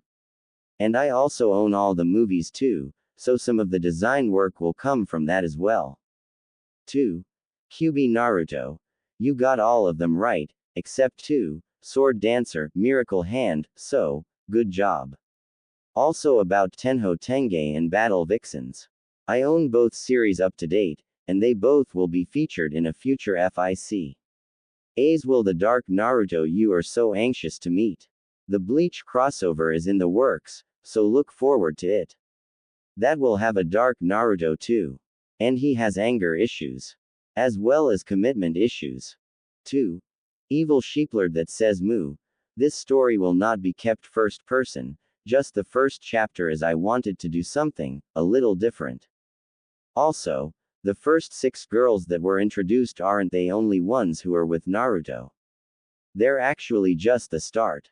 As for Hinata, we'll see about her, but the future of this FIC will be foggy, for lack of a better word. There will be all sorts of fun little twists and turns in order to keep my reviewers on their toes and second-guessing themselves. And I haven't even started about how the blonde started into the business of being a hunter. Yet. 2. Adlo Montoyo. I know, older women are great, right? But they're not the only ones who will be sharing Naruto, so have fun guessing who will be in the future. And it won't all be Naruto characters, either. 2. Gold Scarb. Besides Hanabi and Fem. Itachi, you're correct. Though Hanabi will show later, and I'm still deciding what to do with Itachi. Shall I make him a homicidal killer and slaughter the clan, or shall I leave the poor man in peace? Or, shall I turn him into a girl, because I can? Decisions. Thanks for the review. Incline you to review, as your words help me make corrections and be able to keep shelling out decent stories, but you don't have to. Future warnings: there will be gore, blood, abuse, torture, swearing, adult situations, character deaths, character bashings, and other stuff that I can't think of at the moment. Places: yo. Thoughts: yo. Telepathy, thought speech, yo. Human, basic speech, yo. Demon, alien speech, yo. Afterthoughts: got nothing, for now. Last time. Kakashi had already raised his sword and the crowd around him chanted for death and roared their approval, before he dropped to his knees and thrust the point down towards her son's heart. She could do no more than scream out her fear, loss, and rage, the emotion swirling with the name of her son as the blade pierced his heart. Naruto. Before stopping in shock and horror as the Jonin and the crowd themselves were blown away by a vortex of blood-red chakra, bleeding a miasma of hatred, rage, power, and death itself exploding from his body. Kakashi felt his heart palpitate and nearly stop as the child's eyes snapped open, the crystalline blue bleeding into hateful crimson. He froze as waves of chakra and an aura of death washed over him, and the crowd quieted behind him as they too froze, shivering in terror. He started to panic as a quiet, seductive whisper, dripping lust, passion, and a tinge of excitement boomed in his mind, but he also noticed that those around him could hear it as well, considering many of them had gone a far paler shade of white than was possible, and many had began to gibber in terror. Foolish. Trying to kill a child because you think he's me. Trying to kill a child in order to end my life. How pathetic. You will be one of the first to die, silver hair, in the coming years. You really, though it would be so easy to kill me, the Kyuubi no Kitsune, that stories, folklore, and legends speak of. Even in such a state as your beloved cage has forced me. Foo, I'll enjoy tearing you to shreds when I get out of this seal. Pray for your pathetic existence, mortal, and live in terror for the rest of your life, short as it will be. The day I shall reap my vengeance will be sooner than you think, and my dear, beloved, apprentice shall be the one to help me. Now, begone from my sight, worm. It hissed. The voice vanished from his mind and he felt himself relax, but as was short-lived before the energy pouring from the child in front of him raced its way through those standing close to the boy, the bubbling chakra entering and engulfing their bodies. Agony unlike anything Kakashi had ever felt coursed its way through his body, the molten chakra burning its way through his inner body and organs, and to his horror, he felt his connection to his chakra beginning to fade. From the burning pain his chakra points were giving off, it seemed as if the demon's chakra was literally devouring his chakra points from the legs up, its presence and power growing in his body as his own chakra decreased. He screamed as his skin began to melt and catch fire, and his uniform dissolved as the chakra poured from his skin as it split open, rivulets of blood running from the scarred and burned skin. His back arched as his bones became electrified, and to his horror, he began to expand. Around him dozens of villagers and even a few shinobi began to do the same, each of them reaching a plump size making them look like human balloons. With his Sharingan recording it, Kakashi stared, horrified, as they reached a certain size and then began to explode like bombs as the chakra ripped their bodies apart, showering the crowd with blood, organs, and other assorted gore. He reached his own body's climax, and the man screamed as his body was obliterated into nothing more than hunks of meat and blood as the fox's chakra did its deadly work. Anyone else that was beyond several meters from the child remained alive, though much of the victim's skin was partially melted away and their hair burned clean off, and those even farther away were simply tossed away from the force exuded from the chakra blast. Kushina watched all of it with slight fear, awe, and mostly deep-seated concern for her child as the demon's chakra encased her son and killed his attackers, and from the looks of the ways they died, it was truly as potent as legends dictated, and in this case mortally toxic to anyone other than her son who came in contact with it. Her own captors stood froze behind her as the monster's killing intent increased and swept over them, and it was only her concern for her son that helped her fight it. She broke herself free from their grip and quickly slammed a pair of kunai back into their throats, before carefully trudging her way towards her son, her arms covering her face as the heat, wind, and killing intent it produced slammed against her, stalling her slightly, before she pushed on towards her son and kneeling in order to pick him up. Tears still ran from her frightened child's face, but his cries died down after she held him to herself. Her own scared face faded as she found no wound, or even scar from where Kakashi had tried to kill him, and her face lit up in a smile as the small blonde burrowed closer into her chest. Curio's blood-red eyes gazed up into her own crimson sight, before the demons receded and slithered back into his body, and the deep blue she'd come to love returned. She smiled gently down at her child as she absently hummed a tune to him, and the child quieted as his eyes began to flutter, and he gave a small, sleepy yawn before curling closer as he began to drift asleep. Much as she hated to admit it, she silently gave thanks to the monstrous fox laying somewhat dormant inside her son's body for protecting her child. However, the soothing, musical, and seductive voice that answered her silent thanks was unexpected, and she felt herself pale as she froze in place. No thanks are necessary, child. If your son dies before I escape this prison, so shall I, and I'm not about to be killed so easily, and I absolutely refuse to die by this pathetic village's hands. However, it will be most interesting to see what your son will become in the future with a village that harbors such animosity for him. Raise him well, Kushina Uzumaki. I wouldn't want my apprentice to be a fear-filled child. Make him powerful, and don't you dare die. I don't want to have to raise my apprentice myself if you would be stupid enough to get yourself killed. He will be as precious to me as he is to you, and I'll keep him alive any way I can. You should feel grateful as well, child, considering the much of the training you Terrans used to have is millennia old, and will be passed down to your son, as well as many skills that I myself have mastered even a longer time ago. And the majority of them are some of the deadliest styles, arts, and techniques in galactic history. Rest assured, when I'm done with his training, he will be unstoppable. Good luck, mother of my beloved apprentice.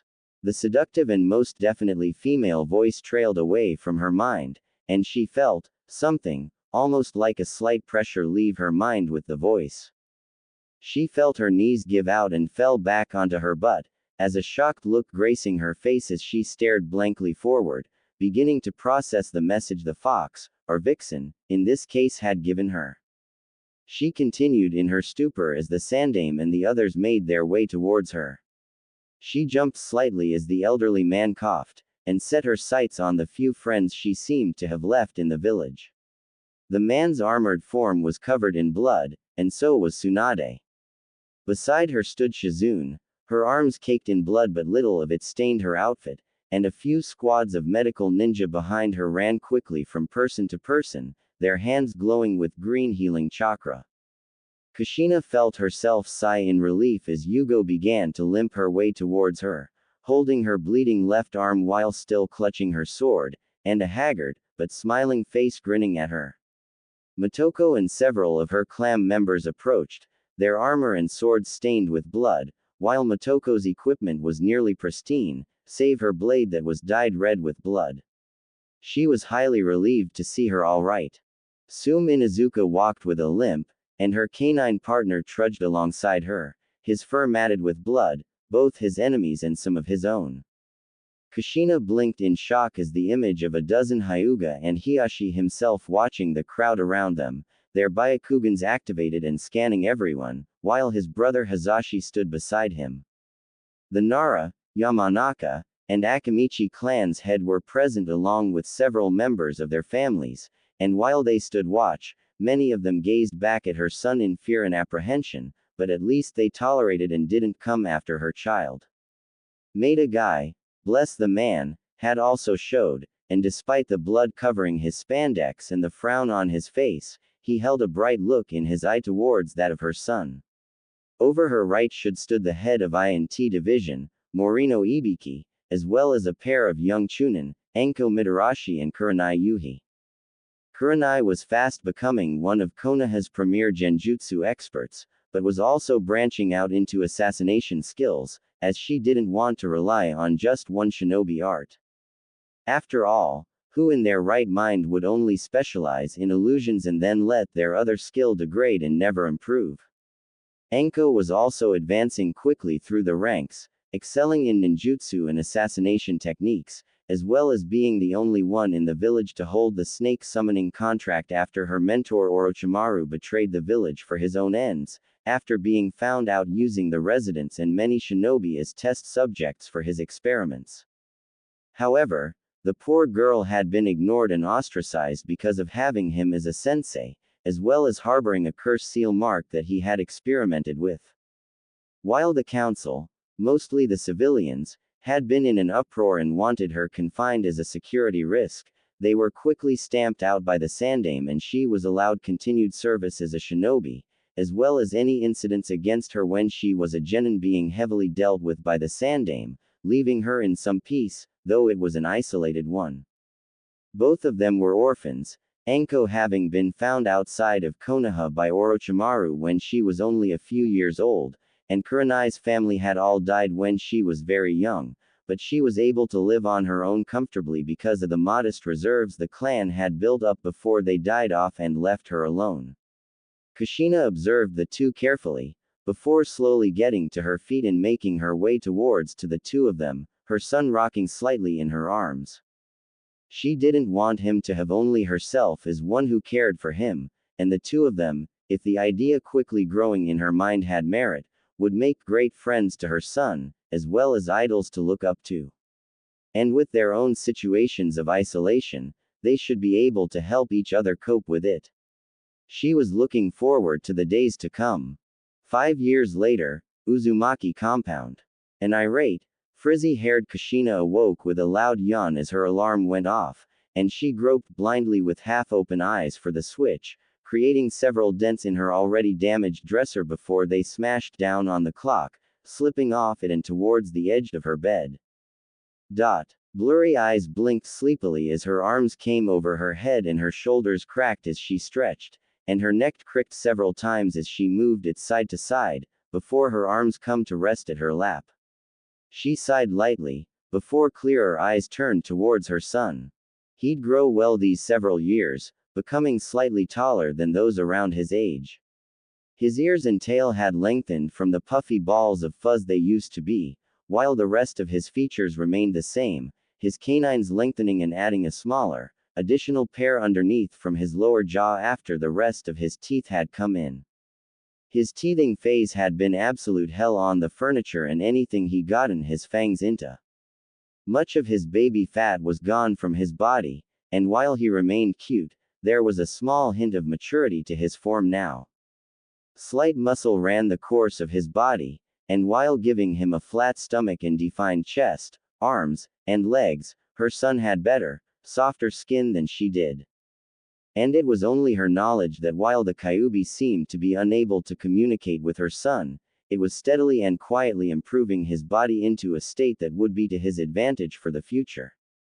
While she wanted her child to defend himself, and perhaps become a shinobi himself, she was going to wait a few more years before actually starting him on anything other than the small meditation exercises, which to her astonishment the boy took to it like a prodigy considering he was such a bundle of energy, and the small physical exercises that he did every day with her as a morning routine to get him used to it and also to help stretch and get himself motivated in the mornings. Her son took after her in much of his personality, as the both of them weren't morning people. However, her smile dimmed slightly as her son burrowed closer to her, his tail curled around his body and his body hunched into a ball, looking not unlike a sleeping cat. Or fox in this case. She grumbled to herself.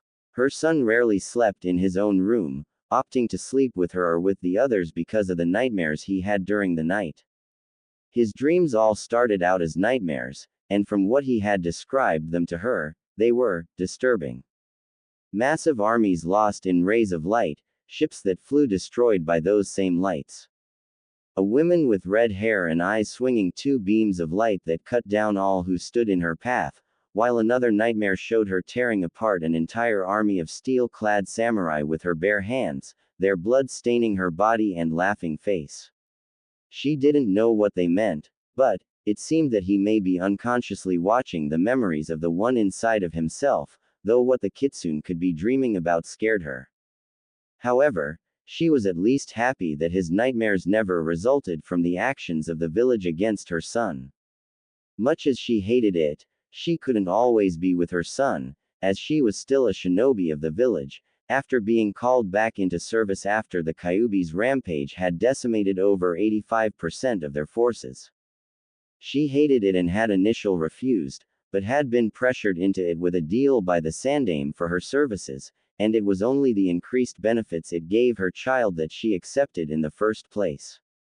They lost several dozen more after the riots broke out over the truth of her son, and afterwards her son was kept under security surveillance by a platoon of Anbu loyal to her and the Hokage. His first several years were the easiest on them, as the house was kept under watch and she could stay home to watch her son. However, after he grew older and she was capable of leaving him on his own, with some of her missions taking weeks at a time, she'd had to have someone other than the Anbu to watch and care for her son. His, Nei-chan's, helped out tremendously, but they too were shinobi, and as such were also stuck with missions, and though they did their best to regulate the time they all had to be gone and leave at least one of themselves with him, there were times when he was alone by himself, but at least with the Anbu they were watching from the shadows. However, she always took the time to have the house stocked with food, as her son's appetite was insane, and having a nearly bottomless pit, especially when it came to some of his favorite foods, was a nightmare. She attributed his metabolism to that of the fox making additional changes to her son. And said changes were starting to piss her off. The damn thing was changing her son to its own purposes and advantage, and she had little idea why it did so, save that it wanted him as an apprentice. But why? Why the sudden interest in her son, considering it was the demon's prison? Just what in hell was the thing up to? What was it planning to do after it had trained him? It had killed her husband, but the death had let her see just what kind of person he really was when the decisions came down to it. His village was more important than his own family. Much as she knew the Hokage was sworn to defend it by any means necessary, from the notes she had found dealing with Seal and the notes he'd left, he could have easily taken the fox with him when he died. But instead, her cursed her son with the monster, and she was finding it harder and harder each day to find out the real reason she had wanted to be with him. It was that single decision of his that gave her such anger towards him now. If he had survived the sealing, she and her son would have been long gone. If they didn't have a child, who would he have used? Another family's. Would he have used it on himself? Or would he have used someone else? She didn't know, but the question still gave her shivers. However, her thoughts drifted back towards a happier note as she remembered that she had the week off as a vacation, and her son's birthday was coming up at the end of it. And he was going to have a nice, peaceful birthday, and she wasn't about to let anything ruin it. Especially not those bastard villagers and their stupid festival. Naruto-kun, it's time to get up. She gently urged her son, a hand placed at the small of his back as she shook him lightly, but all that he did was he groaned and curled himself tighter into a ball as he burrowed into her side. She sighed at him with a mischievous smile on her lips as she shook him again, but tugged lightly on his tail with her other hand as an incentive. The boy shivered from head to toe as his back arced, and started to move around with a groan, before sliding to his knees and rubbing the sleep from his eyes with a fist, a cute, fanged yawn drifting from him as his ears drooped while his tail uncurled itself from around his waist and began to wave and dance behind him. The boy blinked at her, before yawning as he drew his small arms around her neck and tentatively touched his nose to her neck, his cheek resting against her neck as he felt her pulse and inhaled her scent, before rubbing his cheek to hers with a smile and gently fighting his way out of the large covers, and falling over the side of the bed, his impact a small thump on the floorboards.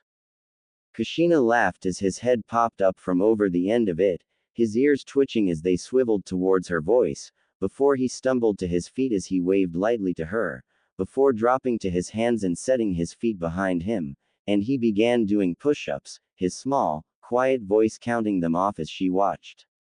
She nodded to him as he looked to her after every few sets for guidance, before she herself left the bed and placed herself beside him and began her own reps, her larger form going faster than his, but a smile on her face as she watched him stop and cross his legs underneath himself and begin watching her.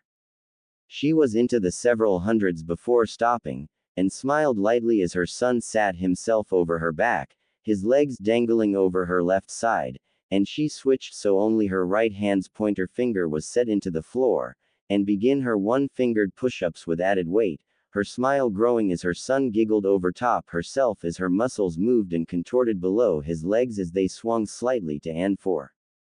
She stopped after doubling the amount she used with two-handed push-ups using each of her fingers on both hands, before rolling over and laying on her back as her hands went behind her neck, her son copying her on her other side. They completed their reps, before her child sat himself over her stomach and she repeated it once again. Her son smiled at her as he got off, before the both of them began to stretch, going for their arms first, the shoulder sockets cracking lightly as they rolled them, before sitting down and beginning to stretch their legs, several satisfying pops echoing through the room as they both grinned. Kushina got to her feet first and embraced her son, before he kissed her lightly on the cheek and ambled his way towards the door, a white, oversized t-shirt clinging over his upper half and a pair of black shorts covering his legs. Always the same thing in the morning. She woke him up, he clung to her and inhaled her scent, then fell off the bed. They completed their morning exercises, and then he trailed downstairs for breakfast, after going and waking his, Nei-chans. Laughing lightly at the sounds of an alarm screeching awake, a woman screaming at the one responsible to shut the fucking thing up, and a shower beginning to run, Kushina simply got to her feet and paraded herself downstairs towards to their first floor in her way through the living room and into her kitchen. Several minutes after she was well into her way of preparing breakfast, she was greeted with a quiet, "Good morning, Ka-san," from her son. She hummed her own quiet greeting to him as he trudged over towards his bar stool seat at their countertop that he used as a table, his hair and fur still damp from his shower. She giggled to herself as the small blonde took a black brush to his tail as he held the extra appendage over his lap, and started to untangle the knots that had gotten into it. It was one of the few things that irritated her son about his unique body, but was also an activity that he found oddly calming. Hearing grumbling along with several curses, Kushina raised an eyebrow as Anko Mitarashi made her way downstairs dressed in little more than a purple t-shirt and matching panties, with Kurenai Yuhi following close behind her in a black and red lingerie. Both were tired, but Anko was a better morning person, using an alarm to keep her schedule, otherwise she'd simply sleep in, even with her swearing. Kurenai was an absolute monster when woken, a testament to her screaming from before. Both muttered low, but chipper mornings towards herself, before sitting on either side of her son. Anko muttered a, "Morning, kid," as she mussed the blonde's hair which he glowered at her for, as he would have to rebrush his hair again, but calmed and smiled as she took the brush from him and initiated her own treatment with his tail. Kurenai had calmed after the smell of breakfast, to her stomach's delight, and wrapped her arms around the small blonde as she gave a friendly good morning as she produced another comb and started on his hair. She watched as his son rested comfortably against the young woman's sizable assets as she started on his hair. The boy's eyes and ears drooped as he became a pile of goo as she combed his tangled locks into some semblance or order, much of it held at the base of his neck.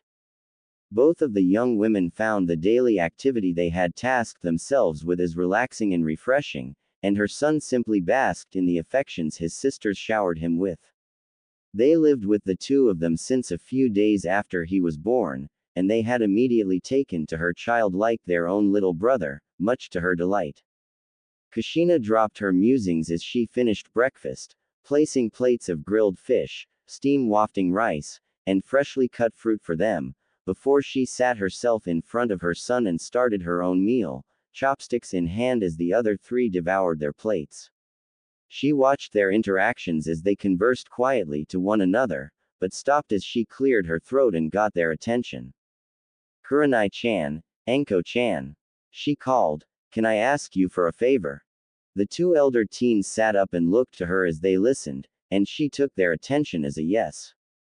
"I have a meeting with the old bastard today for a few things, and it will take some time before it's over. Could you watch Naruto-kun for me until I'm done?" Both women blinked at the request, before nodding and going back to their food. Kushina took her plate and that of her sons to the sink, before retreating to her room to get dressed. She came back downstairs as the others finished their meals, clad in a red, zipped leather jacket with black, curving lines and zigzags running down the back and around the arms, a green Junin vest laying open over it, while black pants lined with pockets clung to her legs. She wore red combat boots instead of traditional shinobi sandals, and her hands were encased in black leather fingerless gloves with metal plates sewn into the back of the fist. A pair of kunai and shuriken pouches were strapped to both thighs, and a medic nin's combat belt was lopped around her waist. Her headband had a black cloth band instead of the regular blue, and was wrapped around her neck, while her hair was pulled into a high, tight ponytail at the back of her head. Her left hand held the smooth, black-painted wooden sheath of a nodashi, the end capped with a silver wolf's head and 3 bands of unburnished silver at the upper portion of the sheath half an inch apart, starting 2 inches down from the case's head. Carved into each band around the sheath was a different kanji. The first, nearest to the hilt was Itsuru, the next, Fuyu no Tsuki, and the last, Okami. 1. The blade's sheath was wrapped in crimson leather in a helix-spun grip, while the hilt's guard was designed into a pair of intersecting, opposing black steel spirals that started at the hilt and ended themselves as etchings into the sword blade. The hilt's end cape was also that of a silver wolf's head. She reached down and hugged her son with her free arm, before disappearing in a spiral of water vapor. Naruto grinned as his mother left, his fangs glinting as he turned to his sisters, both of them seeing the look inside. They knew that look, and visibly shuddered at what a day they were going to have. But at least it was going to be fun visiting those that he loved. The vacuum of space, several clicks above Terran colonized planet 1,149,387. The darkness of space was vast and silent, while a large ship, sleek, slender, and bearing arcane symbols made its way towards the planet below.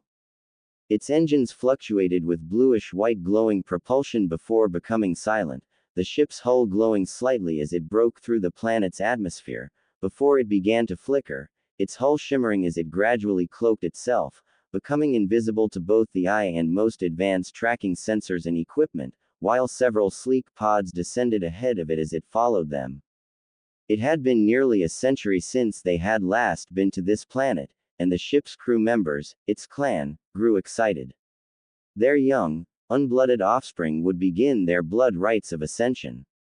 Those that passed the dangerous, and highly fatal, trial ahead would become adults in the eyes of their clan, and their standings within the clan would outshine those of any dozen normal hunts. If they survived, that is. They were Yautja, hunters and warrior, the greatest this galaxy had ever known. Normally they stood anywhere from 6.5 to 7.5 feet tall. The shortest never reaching 7 feet, and had a yellow and greenish tint to their skin, while others may have had pelts bearing camo splotches or spots and stripes, all of them bearing some sort of scars over their bodies, gender notwithstanding. The female Yautja were a bit smaller than their male equivalents, but were surprisingly beautiful hominoids in appearance, and shared only the muscle mass, height, skin tone, claws, fangs, eyes, and dreadlocks of their species, as well as missing the claspers the males had. Of the Yautja, the males were larger than the females, and were some of the ugliest things ever conceived as life. 4. Clasper-like tusks were scrunched around their mouths, 2 near the top and at the bottom of their mouths, and they had upper and lower fang-filled jaws. Their eyes were a bright, burning yellow with cat-like slits for pupils, and only the rarest of them had either bright green and rarer still, blue eyes. Such traits were highly prized beside fighting, hunting, and physical abilities. Their fingers and toes were clawed, their bodies vaguely humanoid, save they were covered in bulging muscle and were much bigger than any normal Terran. Most of them wore grayish, metallic body armor, covering their chests, legs, thighs, shoulders, and forearms, while skulls and bones of alien races decorated some, others carrying archaic Terran weapons and those of other species, while their own blades and spears rested in palms or slung along their waist or backs. Also, every one of them had blades jutting from their wrist, but the lengths and designs differed from individual to individual, and the wrist from which they had them present were also different, with neither wrist being favored. Each had a metal face mask present, either anchored to their faces, held in their hands, or clasped to their sides. Their hair was chitinous, long-stranded and stalk-like, but braided into dreadlocks at the back of their skulls, others having some different styles with them, but most preferred the free-falling dreadlocks. They stood silently, but fidgeted in apprehension, while odd, clicking growls echoed in the room as a much larger member of their clan cleared his way through the room. His face was covered in old scars and battle wounds, as well as missing his upper right tusk and clasper, revealing the flesh and jaw near his mouth. His armor was thicker and more intricately decorated and designed than the others, while beads and necklaces surrounded his neck, as well as a dark cape clasped over the armor, a highly decorated spear held in his right hand. 2. An imprinted mark, a pair of sickle/slash marks around a small dot was burned into his forehead, the same mark located on his mask. 3. He growled at the other assembled around him in the same clicking growl language, before snapping his mask to his face and inserting a pair of tubes up into the side of it. The mask gave a hiss as it sealed itself with suction to his face, before turning in his stride and entering an open area with an airlock door over the floor and one shifting closed from where they came. Several oblong pods lay as they hummed with energy. The Yautja young bloods, smaller in stature than their parents, tentatively followed him as their parents stayed behind and watched them leave, and entered the room as doors opened on the sides. They entered the pods and fidgeted as they closed, before drifting into a highly relaxed state as gas filtered into their enclosure and put them into a stasis sleep, before the drop through the floor after the room was depressurized and they were sent into space. They flew as a group, before descending to the planet below as their ship followed behind them, their landing zone the outskirts of a primitive Terran village filled with forests. Below Kanahagakur's walls and attached to its sewer systems, a massive generator restarted itself after a century of stasis and started the systems attached to it, most notably revitalizing and melting a frozen, black-colored nightmare rod of madness. The enraged screams of a monster from the blackest parts of space could be heard echoing through the tunnels as she gave birth to her children, and her parasitic brood was then taken from her for another purpose other than her own. Author notes. 1. Fully translated Freeze. Winter Moon Wolf. Kanji on the blade's hilt. 2. Predator Elder from first AVP movie at the end. 3. Same mark used in the first AVP movie, the one given to the surviving human, but add a dot in the middle of it. Yo. Been a while. Just as a forewarning, I won't be updating for a few weeks because I'll be on vacation in Florida until about late February visiting relatives. I was forced into it. So don't expect any updates until then. So, until then, reviewer mail. 2. CHMO1. I have absolutely no idea why we are obsessed with such traits. Could be because we like part monster people, could be some of us have hidden obsession for cute, feral, dangerous, animal stuff.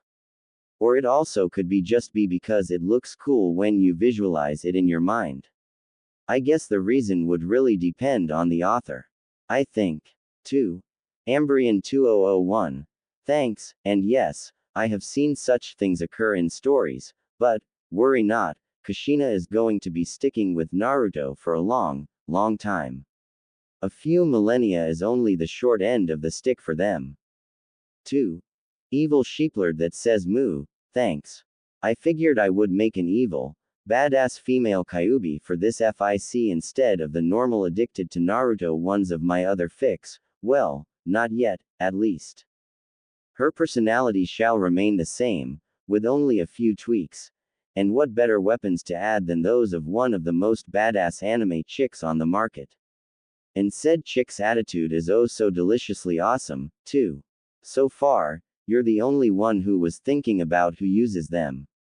And I freaking hate spelling Jiraiya because it doesn't spell as it sounds, but he won't show up much in this FIC, so it's cool. Thanks for finding the few errors, as well. To Knives 91. Thee ask, and thee shall receive. Expect more in the coming months, dear reader. 2. Naruto Master of the Jutsus, we will see. Not sure how Itachi will be used in this FIC yet. 2. Rashad Anko, Kyuubi. Both correct. Nice guesswork. 2. GGIT13. Thanks for both reviews, and yes, I'm not letting them get me down because of how the story is going. Second review was funny as hell, and yes, I'm an evil bastard for the cliffhanger. As for the pairing, never done it before, I got a request for the pairing, and when I started writing down notes for a story, I got inspiration, and this little baby was born. And a hypocrite. Ha, I've seen die-hard authors a lot more hypocritical than you, friend. Feel proud about your opinions. Sides, I think the same way about the other pairings you were talking about. Nice talking to ya.